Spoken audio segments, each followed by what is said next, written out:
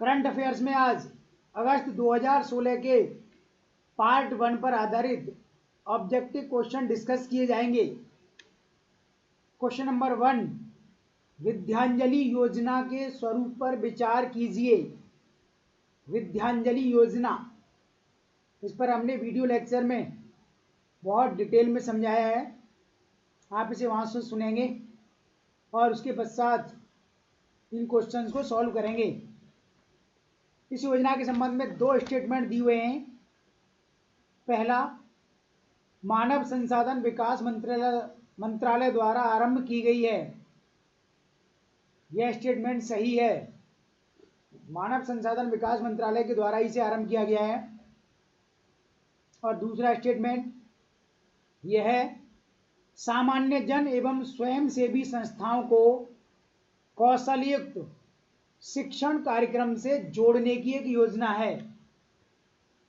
यह कथन भी सही है।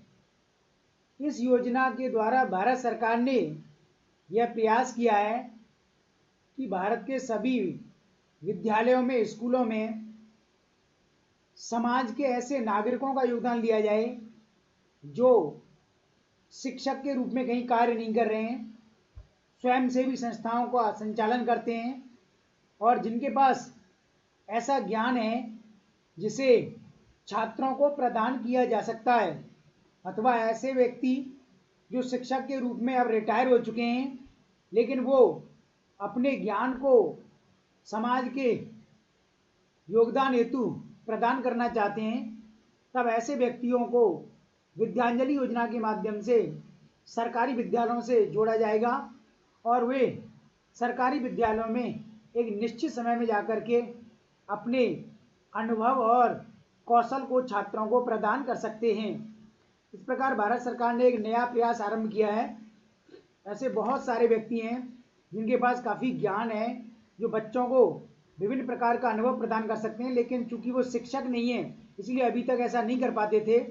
अब भारत सरकार ने नियम बना दिया है कि आप भले ही शिक्षक नहीं है या शिक्षक के रूप में रिटायर हो चुके हैं, तब आपको स्कूलों से जोड़ा जाएगा और स्कूलों में जाकर के आप इस प्रकार से अपनी गतिविधियों की जानकारी छात्रों को प्रदान कर सकते हैं। मानव संसाधन विकास मंत्रालय ने इसके लिए एक पोर्टल, एक ऑनलाइन सेवा आरंभ की है जिसे माई गोव पोर्टल नाम दिया गया है। दोबारा सुनिए, माई गोव GOV पोर्टल नाम दिया गया है और इसके माध्यम से इस योजना का प्रचार प्रसार किया जा रहा है। यानी भारत के शिक्षा क्षेत्र में, मुख्यतः प्राइमरी एजुकेशन में गुणवत्ता की काफ़ी कमी है, इसलिए इस प्रकार की योजना आरंभ की गई है। तो दोनों स्टेटमेंट सही हैं। आंसर हुआ C, 1 और 2 दोनों। क्वेश्चन नंबर 2, सनबे तेहुलाइट एवं त्यान्नहे 2 क्या है? सनबे तेहुलाइट एवं त्यान्नहे 2 या सेकंड क्या है? 4 विकल्प दिए हुए हैं, ABCD। सोचिए क्या आंसर है इसका। ये क्वेश्चन आ सकता है। साइंस टेक से संबंधित क्वेश्चन IAS एग्जाम के लिए सबसे ज्यादा हिटिंग क्वेश्चन माने जाते हैं। ये दोनों सुपर कंप्यूटर हैं। आंसर हुआ A। और इनके संबंध में कुछ जानकारी जो इसमें छिपी हुई है और इसे कॉन्सेप्ट का क्वेश्चन बना करके पूछा जा सकता है। ध्यान से सुनिए, इन दोनों सुपर कंप्यूटर का विकास चीन के द्वारा किया गया है। यानी ये दोनों चीन द्वारा विकसित किए गए सुपर कंप्यूटर हैं। त्यान्नहे 2 पहले से कार्य कर रहा था और अब उससे ज़्यादा क्षमता वाला सुपर कंप्यूटर सनबे तेहुलाइट विकसित किया गया है जो त्यान्नहे 2 का स्थान लेगा।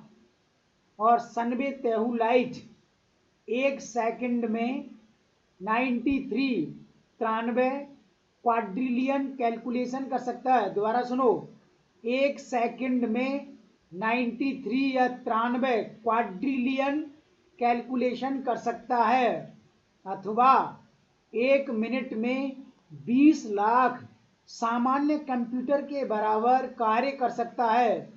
इतनी क्षमता वाला है सनबे तेहुलाइट सुपर कंप्यूटर।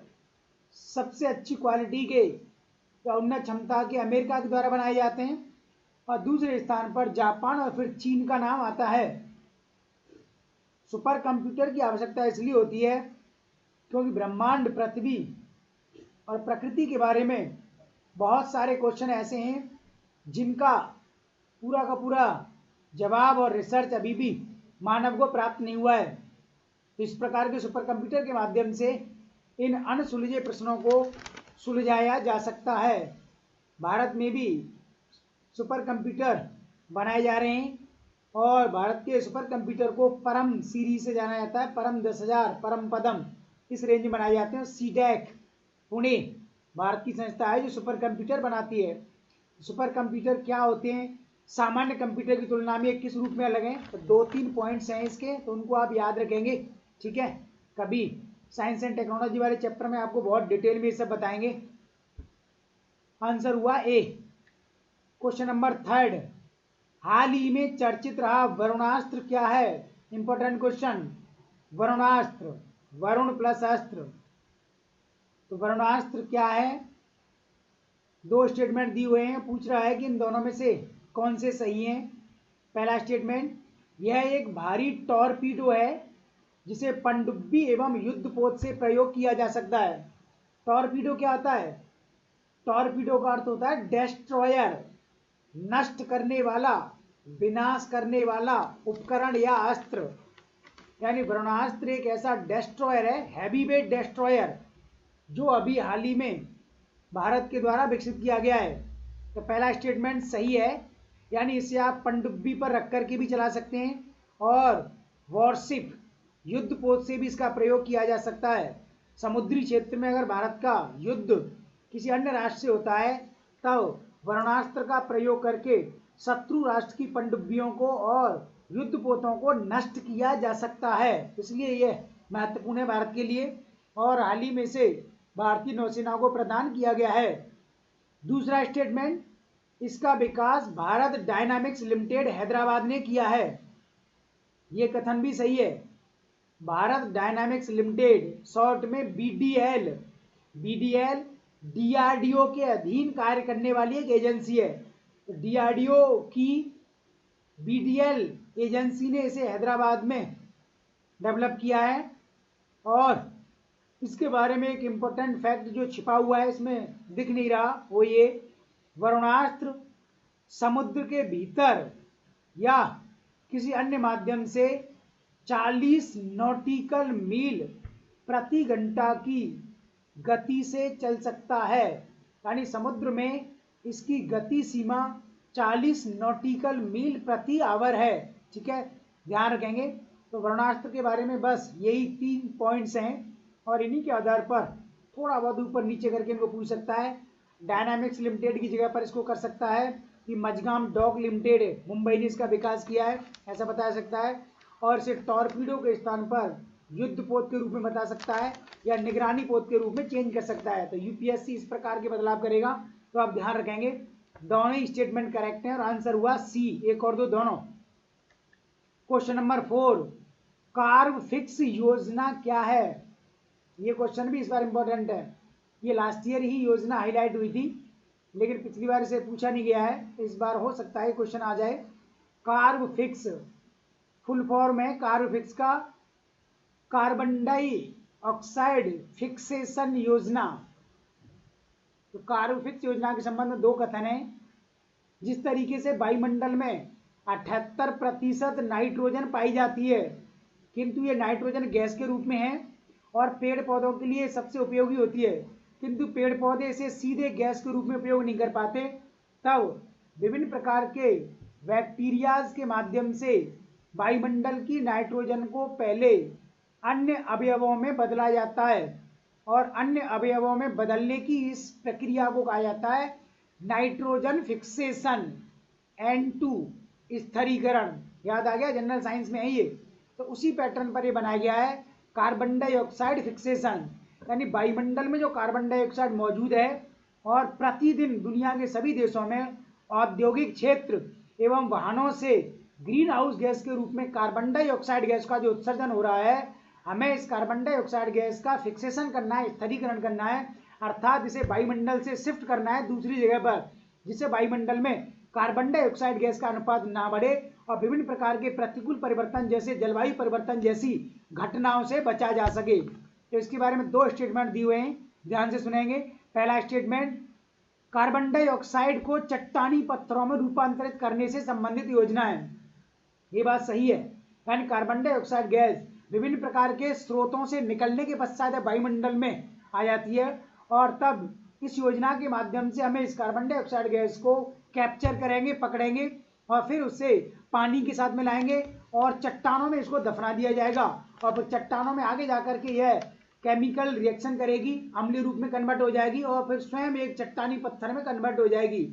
चूंकि ये योजना बहुत दीर्घकालिक है और इसकी लागत बहुत ज्यादा है, लेकिन योजना बहुत ही कारगर है। सेकंड स्टेटमेंट, यह योजना आइसलैंड राष्ट्र द्वारा आरंभ की गई है। ठीक है, तो आइसलैंड एक देश है जो यूरोप महाद्वीप में है। तो आइसलैंड के वैज्ञानिकों ने इस योजना का विकास किया है और अभी ये ट्रायल फेज में है और बहुत जल्द इसे दुनिया के सभी देशों के लिए उजागर किया जाएगा और फिर वायुमंडल में जो एडिशनल कार्बन डाइऑक्साइड गैस की मात्रा आ गई है, जिसके कारण ग्रीन हाउस उत्सर्जन प्रभाव उत्पन्न हो रहा है और ग्लेशियर तेजी से पिघल रहे हैं तथा पृथ्वी के समक्ष एक ग्लोबल वार्मिंग जैसा एनवायरनमेंट उत्पन्न हो गया है, उन सभी नकारात्मक प्रभावों से बचा जा सकता है। तो सेकंड स्टेटमेंट भी करेक्ट है, ध्यान रखेंगे। आइसलैंड के द्वारा इसे विकसित किया गया है। यूपीएससी इसमें बदलाव कर सकता है, नॉर्वे के द्वारा या डेनमार्क के द्वारा या फिनलैंड के द्वारा या स्विट्जरलैंड के द्वारा इसका विकास किया गया है। इस तरीके से इस देश को रिप्लेस कर सकता है, तो आप इस पर ध्यान रखेंगे। दोनों स्टेटमेंट करेक्ट हैं, आंसर हुआ सी 1 और 2। क्वेश्चन नंबर 5, मिसाइल तकनीक नियंत्रण व्यवस्था MTCR 1987 हाल में चर्चित रहा, क्यों? MTCR का full form missile technology control regime, Hindi में मिसाइल तकनीक नियंत्रण व्यवस्था 1987 1987 में यह संधि की गई और संयुक्त राष्ट्र संघ के निर्देशन में यह संधि हुई है और अधिकांश सदस्य राष्ट्रों ने इस पर हस्ताक्षर किया हुआ है। भारत को हाल ही में इसका सदस्य बनाया गया। तो इसके बारे में 2 स्टेटमेंट दिए हुए हैं। पहला स्टेटमेंट है, भारत को इसका सदस्य बनाया गया है, ये स्टेटमेंट सही है, यानी भारत लंबे समय से इसका सदस्य बनना चाह रहा था, क्योंकि इस संधि में यह लिखा हुआ है कि जो राष्ट्र इस संधि पर हस्ताक्षर करेगा उसे विभिन्न प्रकार की तकनीक प्रदान की जाएगी, प्लेन बनाने की, फाइटर प्लेन बनाने की, ड्रोन विमान, रॉकेट, मिसाइल, हर प्रकार की टेक्नोलॉजी मिलेगी। किंतु भारत अभी इसका सदस्य नहीं था। उसका कारण था भारत द्वारा किए गए परमाणु विस्फोट, भारत द्वारा एनपीटी सीटीबीटी पर हस्ताक्षर नहीं करना तथा भारत का जो परमाणु ऊर्जा कार्यक्रम है उसका प्रतिरक्षा में उपयोग होना। तो भारत ने कुछ ऐसी चालाकियां कर रखी थी जिसके कारण लंबे समय से भारत को इसका सदस्य नहीं बनाया जा रहा था। यद्यपि भारत ने अभी भी एनपीटी सीटीबीटी पर साइन नहीं किया है, उसके बिना ही भारत को इसमें शामिल किया गया है। तो उसका कारण यह है कि भारत की पोजीशन अब तेजी से ग्लोबल लेवल पर बढ़ रही है। तो पहला स्टेटमेंट सही है, भारत को इसका सदस्य बनाया गया है और इस प्रकार MTCR संधि में कुल सदस्यों की संख्या 35 हो गई है। तो 35 देश इसके सदस्य बने हैं। दूसरा स्टेटमेंट, भारत को इसके द्वारा 300 किलोमीटर से अधिक दूरी की सुपरसोनिक मिसाइल तकनीक का मार्ग आसान हुआ है, यानी भारत को अभी सुपरसोनिक मिसाइल बनाना नहीं आता और पहली बार रूस ने ब्रह्मोस जैसी मिसाइल जो सुपरसोनिक है वो भारत को असेंबल करके दी और भारत के साथ संयुक्त रूप में उसे भारत में ही फ्रेम किया। किंतु उस ब्रह्मोस मिसाइल की रेंज 300 किलोमीटर से कम 290 किलोमीटर तक रखी गई है, क्योंकि संधि में लिखा हुआ है जो देश इस संधि में शामिल नहीं है उनके साथ इस प्रकार की तकनीक शेयर नहीं की जा सकती। और चूंकि भारत अब इसमें शामिल हो गया है, सदस्य बन गया है, इसलिए 300 किलोमीटर से अधिक दूरी की सुपरसोनिक मिसाइल की तकनीक भारत को प्राप्त हो सकती है। ड्रोन विमान बनाने की तकनीक भारत को प्राप्त हो सकती है। उन्नत श्रेणी के रॉकेट, क्रायोजेनिक तकनीक बहुत सारी तकनीक भारत को इसके माध्यम से प्राप्त हो जाएगी, क्योंकि भारत डिफेंस और स्पेस दोनों ही क्षेत्रों में तकनीक के अभाव से गुजर रहा है। ऐसी स्थिति में यह संधि भारत के लिए जीवनदान या वरदान साबित हो सकती है। ये पूरा कॉन्सेप्ट आपको इसमें ध्यान रखना है। एमटीसीआर में शामिल होने से भारत को इतने लाभ हो सकते हैं। तो दोनों स्टेटमेंट सही हैं। आंसर हुआ सी, 1 और 2। क्वेश्चन नंबर 6, आईसीजीएस अरुस क्या है? आईसीजीएस अरुस, आईसीजीएस का full form Indian coast guard services, भारतीय तटरक्षक सेवा। अरुस, भारत के पास पूर्वी और पश्चिमी तटीय रेखा की कुल लंबाई 7516 किलोमीटर है, आपको पता है। तो लगभग इतनी किलोमीटर लंबी तटरेखा भारत के पास है। और ऐसी स्थिति में हमें इस तटरेखा की निगरानी के लिए, रक्षा के लिए और खुफिया जानकारी के लिए विभिन्न प्रकार के तकनीकी साधनों की आवश्यकता होती है। उसी दिशा में भारत ने आईसीजीएस अरुस को विकसित किया है। 4 विकल्प हैं ABCD, इसका आंसर हुआ सी, तटरक्षक पोत, कोस्टल वेसल्स, यानी भारत के तटीय क्षेत्र की रक्षा के लिए, निगरानी के लिए इसको बनाया गया है। तो एक प्रकार का पोत है और जो समुद्री क्षेत्र में गति करता है। ठीक है। क्वेश्चन नंबर 7, भारतीय रॉकेट PSLV-C-34 के बारे में कौन से कथन सही हैं?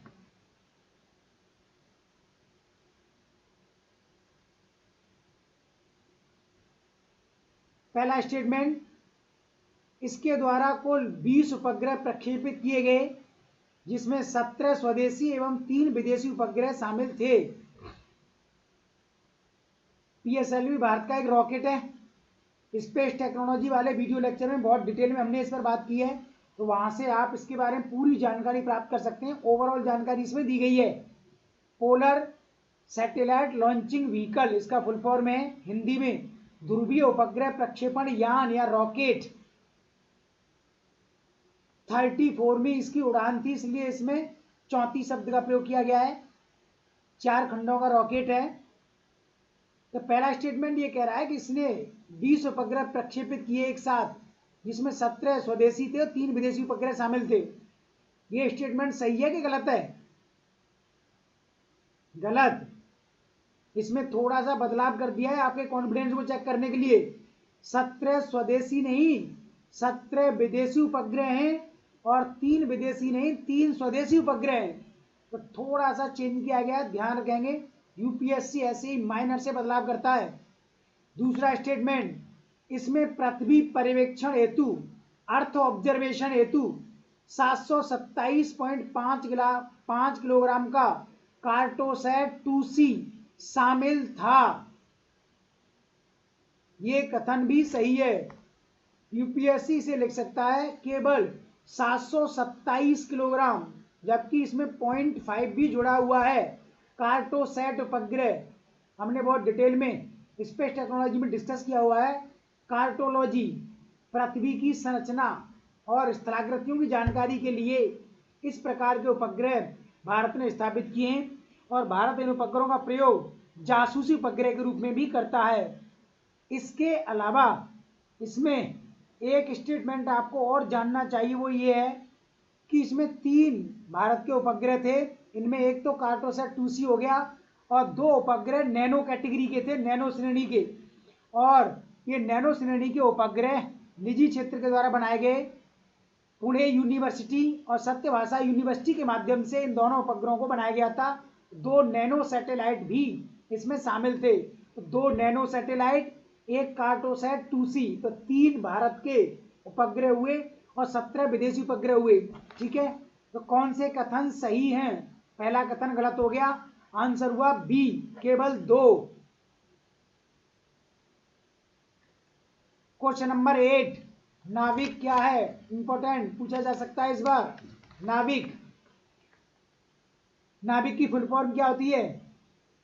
सुनिए, नेविगेशन विद इंडियाज कॉन्स्टिलेशन, दोबारा सुनो, नेविगेशन विद इंडियाज कॉन्स्टिलेशन।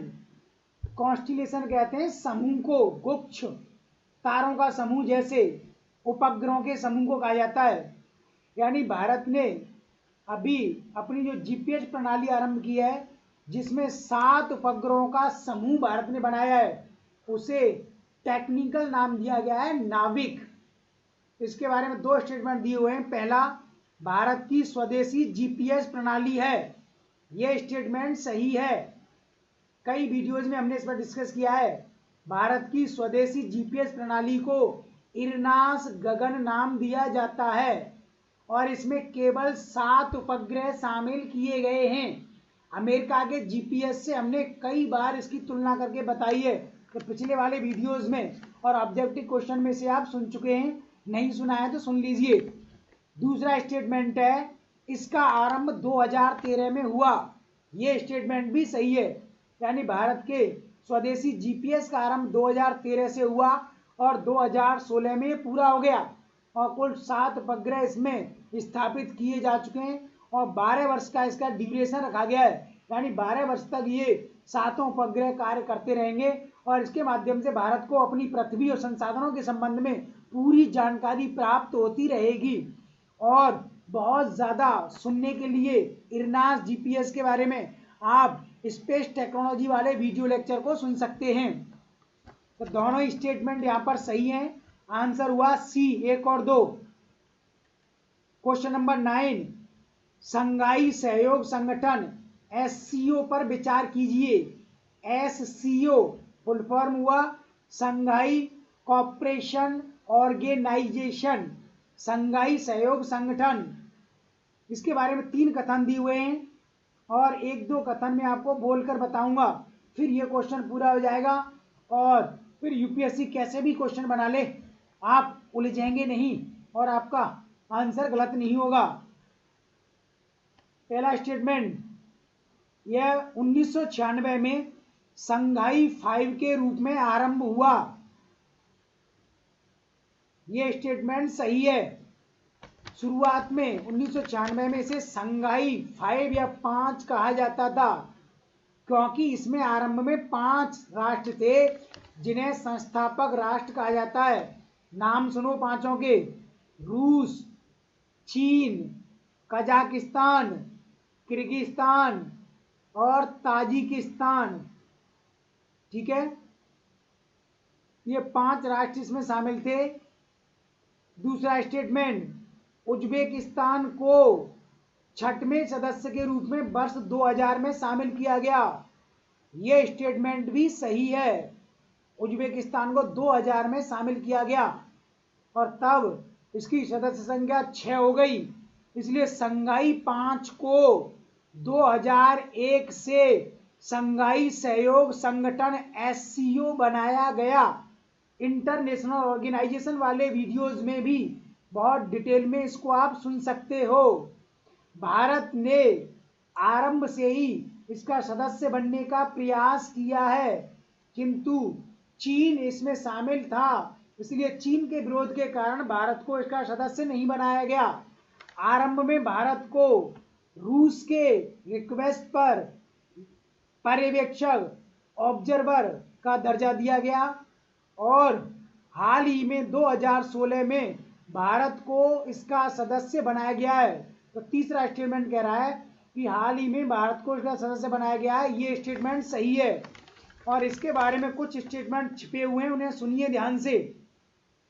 5 राष्ट्र जिनके पीछे तान शब्द जुड़ा हुआ है, उज्बेकिस्तान अब इसका सदस्य बन गया है, कजाकिस्तान पहले से ही था, किर्गिस्तान पहले से ही था, ताजिकिस्तान पहले ही था,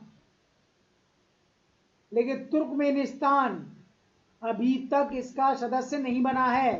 तो यूपीएससी इसमें डाल सकता है तुर्कमेनिस्तान भी इसका सदस्य है, गलत बात, या तुर्कमेनिस्तान को शामिल किया गया है, ये भी गलत है। तो ध्यान रखेंगे, तुर्कमेनिस्तान अभी तक इसका सदस्य नहीं बना है। दूसरा स्टेटमेंट, भारत को 2016 में इसका सदस्य बनाया गया है। भारत के साथ पाकिस्तान को भी इसका सदस्य बनाया गया है, क्योंकि भारत को सदस्य बनाया गया है रूस के कारण और पाकिस्तान को सदस्य बनाया गया है चीन के कारण। तो भारत को काउंटर करने के लिए चीन ने जानबूझ करके पाकिस्तान को भी इसमें शामिल किया है। तो संघाई सहयोग संगठन के देश हाइड्रोकार्बन अथवा तेल, गैस एवं ऊर्जा के भंडार हैं और भारत को हाइड्रोकार्बन की भारी आवश्यकता है। इसीलिए यह संघाई सहयोग संगठन भारत के हाइड्रोकार्बन आपूर्ति के लिए महत्वपूर्ण स्रोत साबित हो सकता है। तो ये कुछ छिपे हुए स्टेटमेंट थे जिन्हें आप ध्यान रखेंगे, फिर आपकी जानकारी पूरी मजबूत हो जाएगी। उपरोक्त में से सही कथन है, तीनों ही कथन सही है। आंसर हुआ डी 1 2 3। क्वेश्चन नंबर 10, नाभिकीय आपूर्तिकर्ता समूह डैश एनएसजी की विशेषता है। एनएसजी का full form nuclear supplier group, Hindi में नाभिकीय आपूर्तिकर्ता समूह।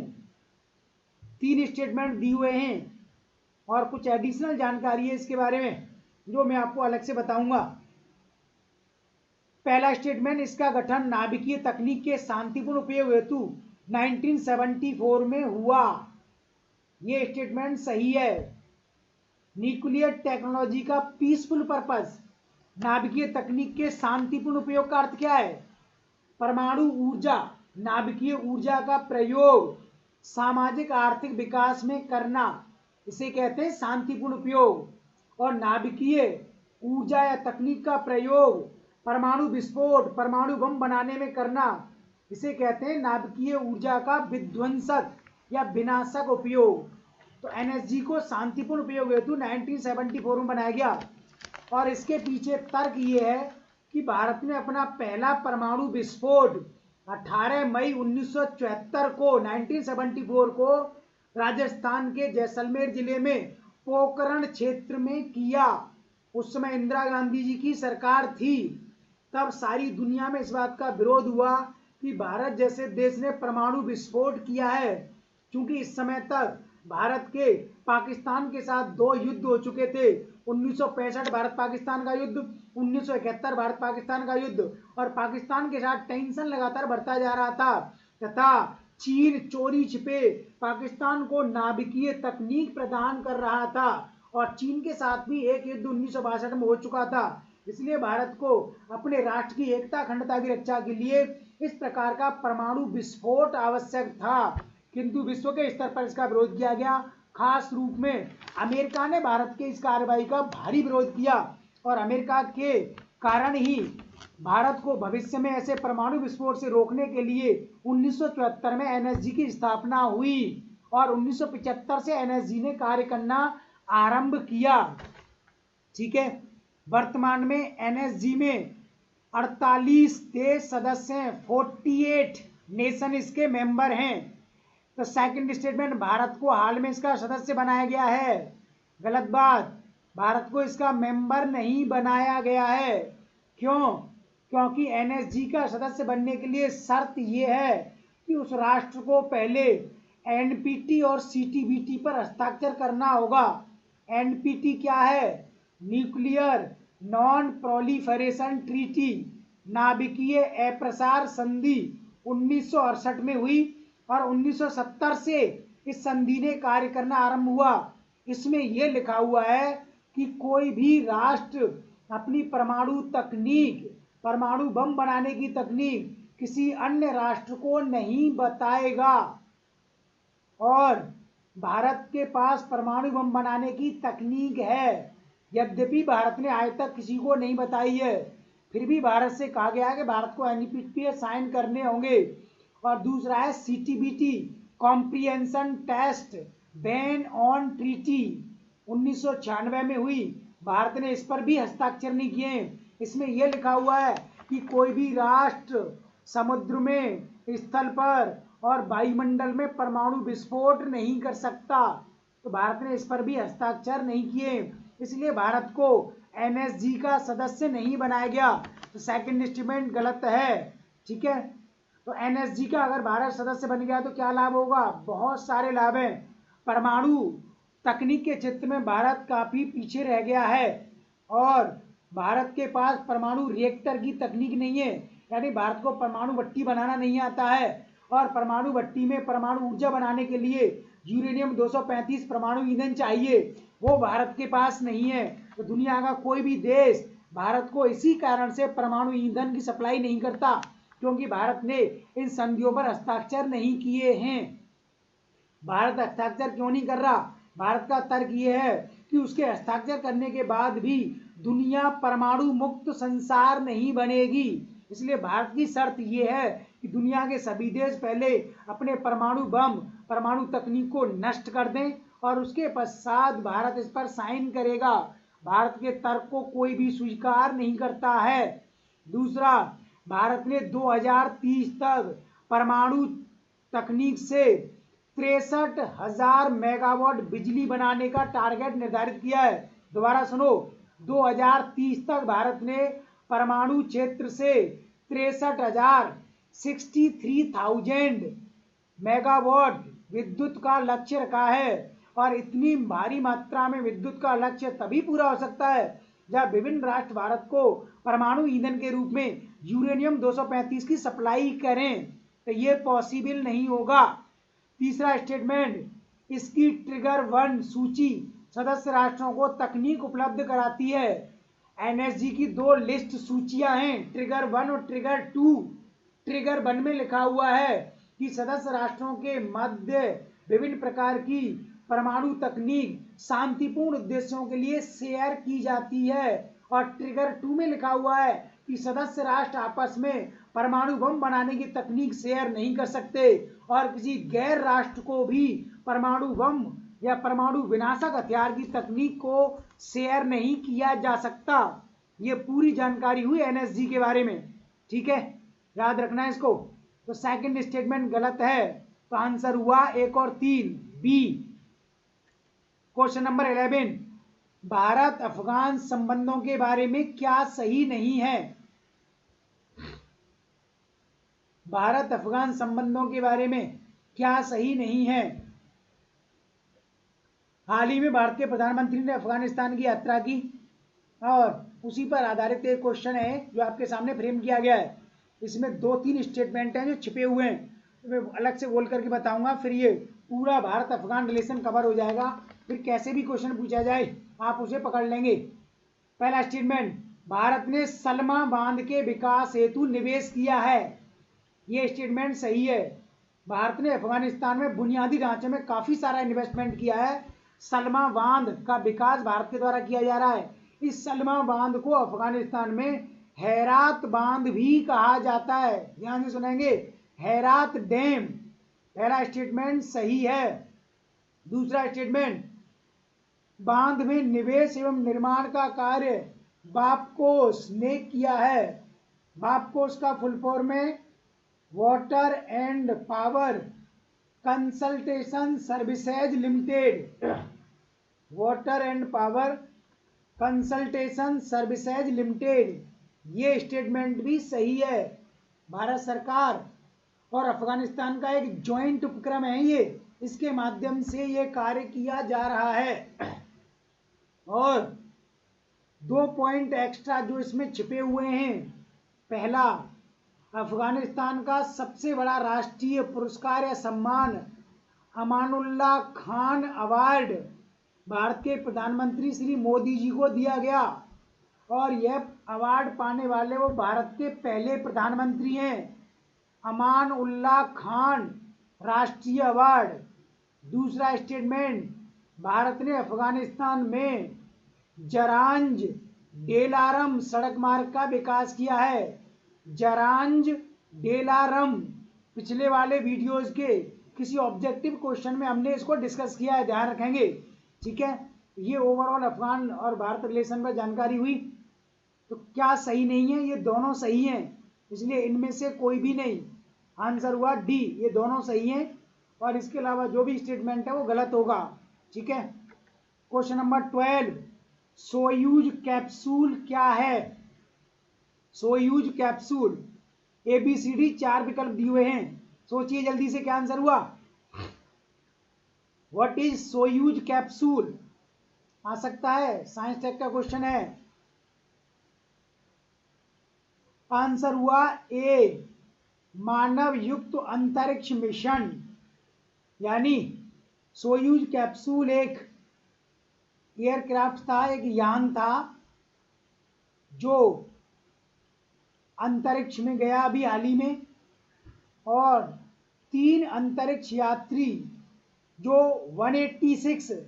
186 दिन से अंतरिक्ष में रह रहे थे और वहां अंतर्राष्ट्रीय अंतरिक्ष स्टेशन ISS पर अनुसंधान कर रहे थे, उन्हें वापस लेकर के सुरक्षित रूप में धरती पर उतरा सोयूज कैप्सूल। रूस का एक मिशन है जिसमें अमेरिका और ब्रिटेन का एक एक अंतरिक्ष वैज्ञानिक इसमें था।